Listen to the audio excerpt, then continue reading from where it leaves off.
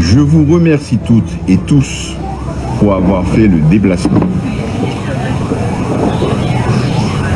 Plusieurs ont souhaité venir signer publiquement devant la presse parlée, écrite, télévisée et en ligne l'accord pour une gouvernance apaisée et efficace de la période intérimaire et je les félicite pour cela. Après une longue série de consultations et des rencontres avec divers secteurs de la classe politique et de la société civile, nous avons pris en compte des avis et commentaires émis par plusieurs organisations pour produire ce document final. Il servira de guide aux membres du gouvernement et à l'ensemble des forces politiques et sociales pour les mois qui viennent. Cet accord reprend la quasi-totalité des revendications légitimes et des recommandations formulées par divers secteurs de la vie nationale. Certains le trouvent ambitieux et prometteur, mais nous ne pouvons offrir moins à nos concitoyens qu'ils veulent nous voir engager notre vie sur la voie du changement.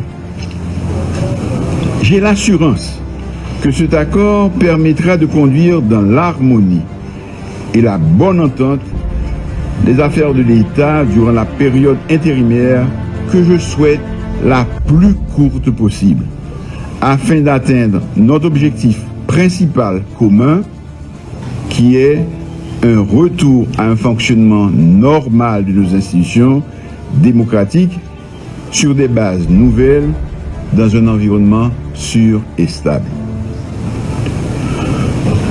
Un premier texte avait circulé et beaucoup d'organisations l'avaient déjà signé. Dans le but de rassembler encore plus de concitoyennes et de concitoyens, j'ai accepté les propositions de nos compatriotes ici présents qui visaient à améliorer le texte et à le rendre plus clair. En conséquence, les ajouts au texte précédent concernent principalement le mode de désignation des membres du Conseil électoral provisoire, des membres de l'organe de contrôle et de suivi, ainsi que la procédure à suivre pour aboutir de manière inclusive et participative à un projet de nouvelle constitution qui sera soumis à l'approbation du peuple haïtien à travers une consultation populaire.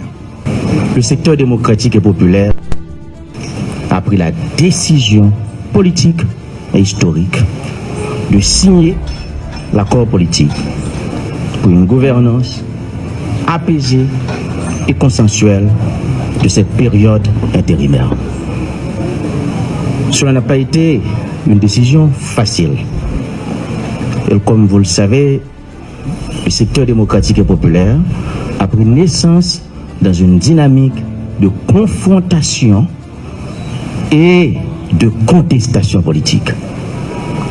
Et c'est pas chose facile, c'est difficile, c'est compliqué pour un mouvement politique qui a pris naissance dans cet esprit-là d'accepter de venir signer un accord politique. Et c'est ça qui s'est passé dans tout le pays d'Amérique latine avec la gauche. Là où tu pris une décision, là où tu combattre, bien que tu fais lutte armée, et puis on va rentrer dans l'autre dynamique politique.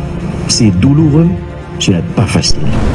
Mais nous avons compris qu'il est venu de construire sur une base consensuelle et de dialogue permanent.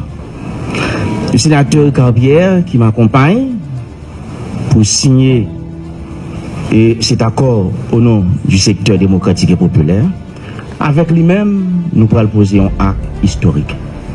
Je remercie les milliers de militants, de sympathisants, les cadres et les dirigeants du secteur démocratique et populaire qui ont pris cette décision.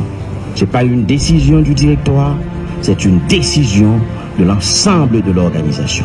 La seule concession qui fait, c'est à propos de bicéphale, monocéphale. Nous te souhaitons un gouvernement exécutif bicéphale. Nous arrivons à côté, et c'est parce que Blanc n'a pas voulu.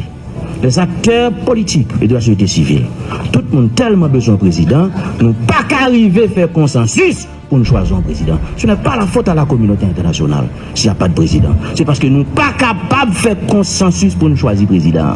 Et comme en politique, faire un compromis n'est pas synonyme de faiblesse, faire un compromis n'est pas synonyme d'absence de conviction. Nous faisons concession. Hein? Nous dit, en attendant le rétablissement de la présidence, eh bien bon, le Conseil des ministres, sous la direction du Premier ministre, exercera le pouvoir exécutif. Nous signons accord politique ça parce que toute revendication population la donne, même si nous faisons quelques rares concessions. C'est l'histoire qui jugera les actes posés par les hommes et femmes politiques.